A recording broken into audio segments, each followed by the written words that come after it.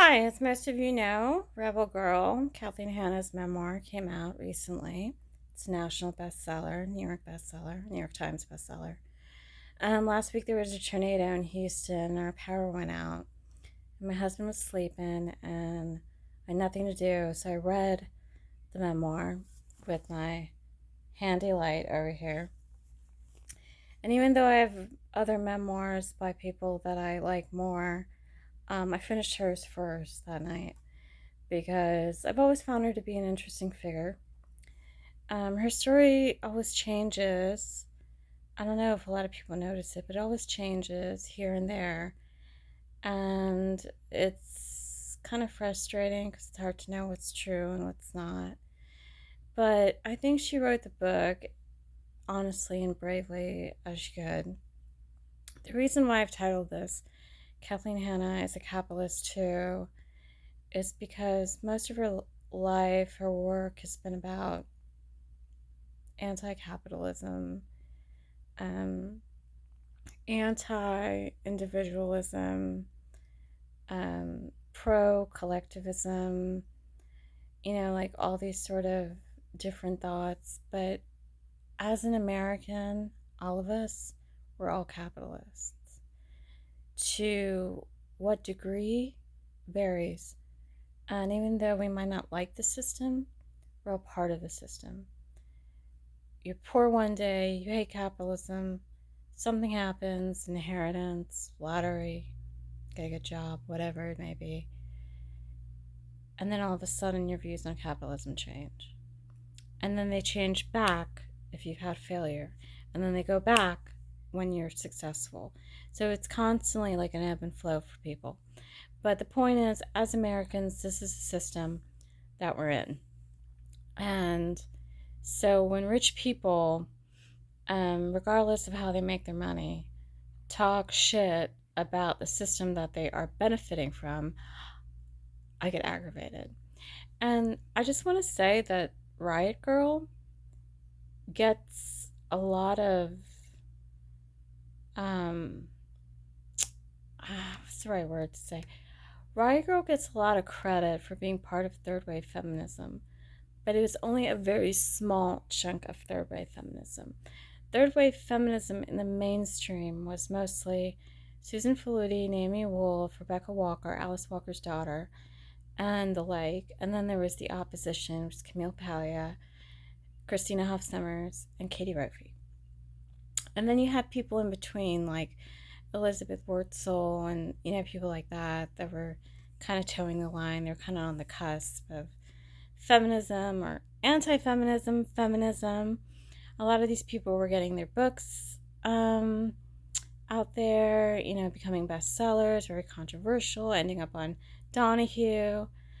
And I really liked it. I liked the mainstream of it. I mean, maybe some people felt closed off of it because it was too academic, but I thought it was great. So when Riot Girl came along as a anecdote for it, I was very skeptical about it. I did like some bands, especially the UK bands like Huggy Bear, Voodoo Queens, and stuff.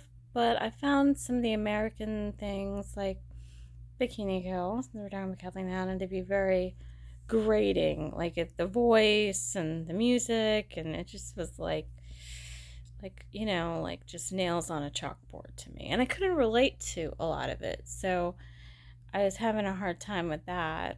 I mean, and because of that, most of the bands I listened to were like, shoegaze or something kind of close to it. I mean, the bands I liked were like, I don't know, they're mostly C words. They're like Cranes, Curve, Compulsion, and Catherine Wheel. I really like Catherine Wheel. But that was the stuff I was listening to. And, but for Riot Girl, I feel like it was almost like um, extremely extreme. It was very pro abortion. It was very like pro sex work. It was all these things that second wave and the mainstream third wave was not about at all. And I felt the extreme of it was very, very strange. And I didn't, I mean, I'm like, how is this even feminism, how is that shit even feminist? I mean, I feel, even though I'm in my 40s, I feel more like a second waver than I do a fourth wave.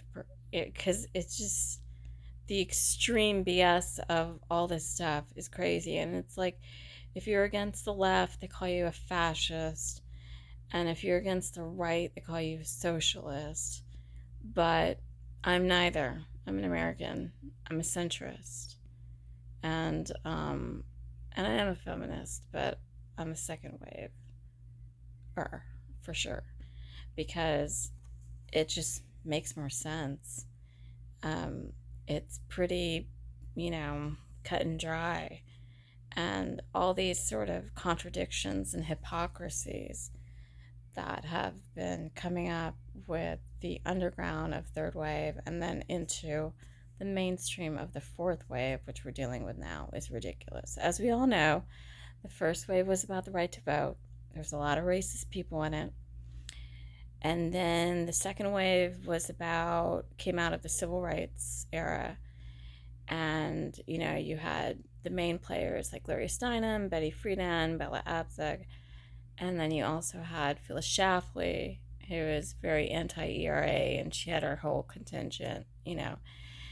And then, of course, the third wave, which I mentioned, and now the fourth wave. Who is the fourth wave? Well, anybody can be part of the fourth wave, right? The fourth wave is Me Too and Time's Up, which I think are good, you know. Critique of bad male behavior, but some of it's gone extreme. And but who are the faces of fourth wave? I would say, I mean, any actress or pop star, because it's not an academic. It really is. It's not an academic. It's basically how you feel. I mean, Cardi B could be the cover of it, you know, and I don't know. I just don't even see her sitting down to read a book about feminism, like even a 20-page book that kids would read. I don't see her reading it. And I'm not saying she's dumb or anything. I'm just saying I don't see her sitting down to take the time to learn it. The fourth wave is whatever it wants to be. On the right side, it's anti-trans. It's very hateful. On the left side, it's so extreme, it makes no sense. Like, no sense. It's regressive. Their extreme pro-sex stance is really aggressive, and it's endangering women's lives. And I saw this video with Kathleen Hanna in it. She was in a she was in a record store, and she mentioned something about Demi Lovato.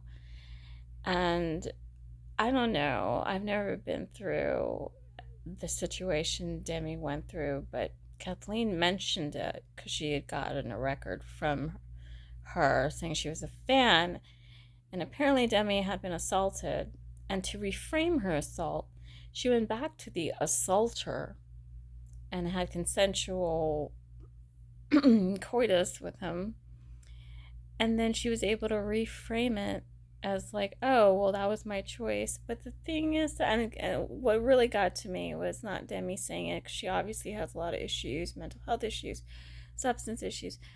What got me was Kathleen was like, oh yeah, that's great, that's so great. And I'm thinking to myself, dude, that is insane.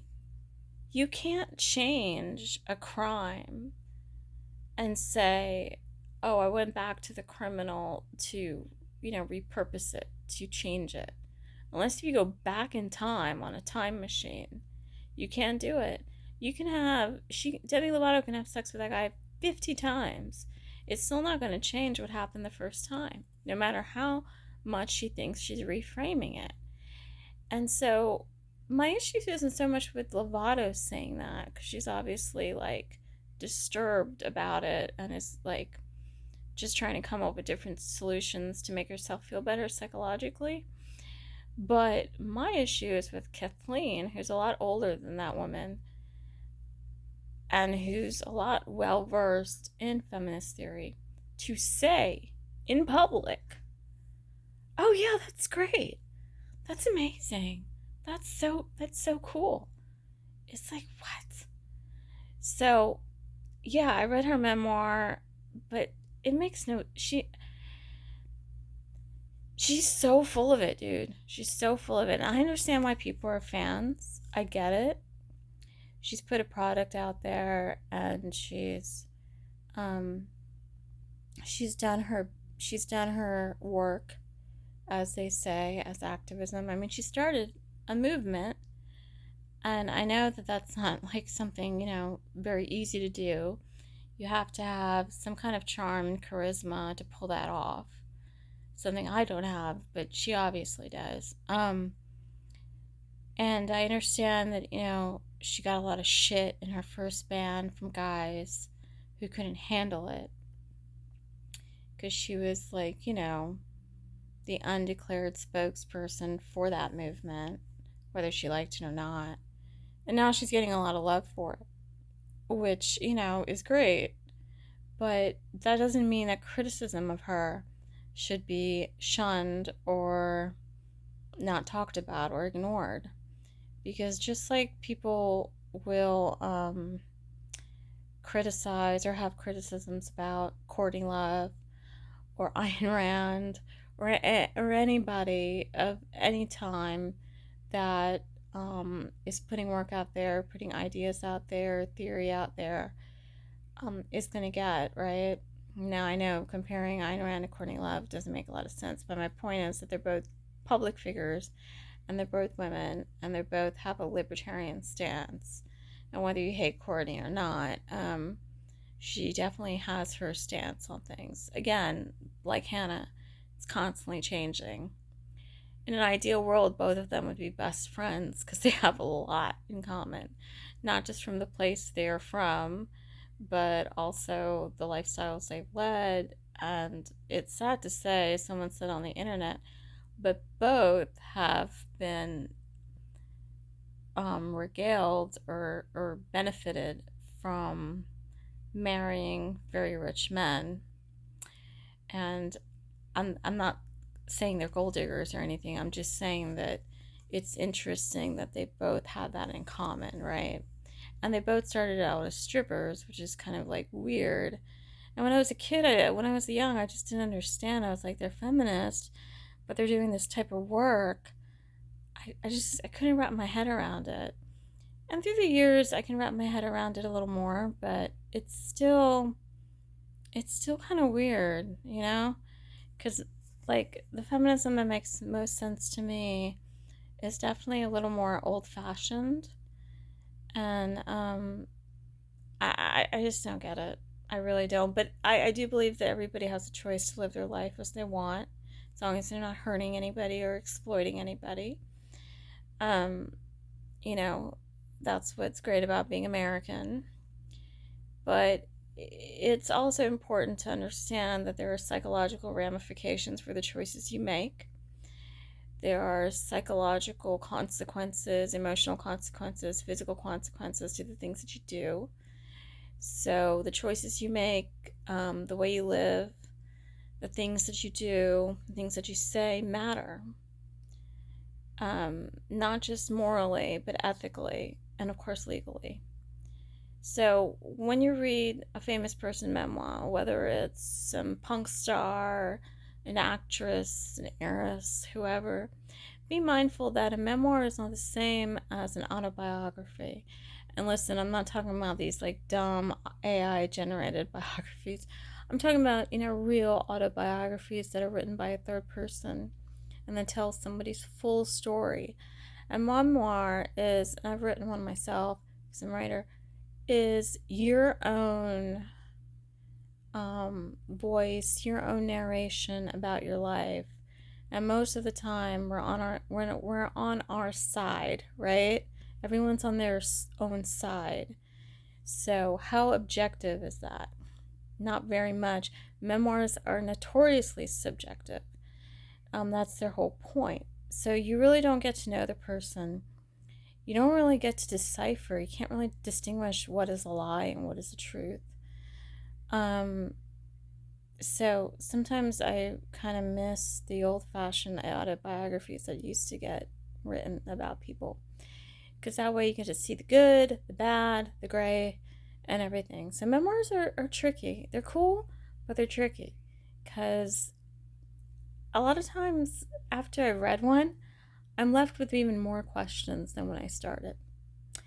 So, yes, Kathleen Hanna is a capitalist. She has benefited from capitalism, as everyone. I wish in 1995 Courtney would have had some control and maybe said something to her, or wrote Kathleen a letter, or debated her at the college of her choice, which is what Kathleen screamed after Courtney Love, unfortunately, punched her in the face at Lollapalooza in 95. By the way, I saw the Lala documentary. It was pretty good on Paramount Plus. Never went myself, but anyway, I wish that would have turned out a little different for those two. But that's all I wanted to say. And see you later. Bye.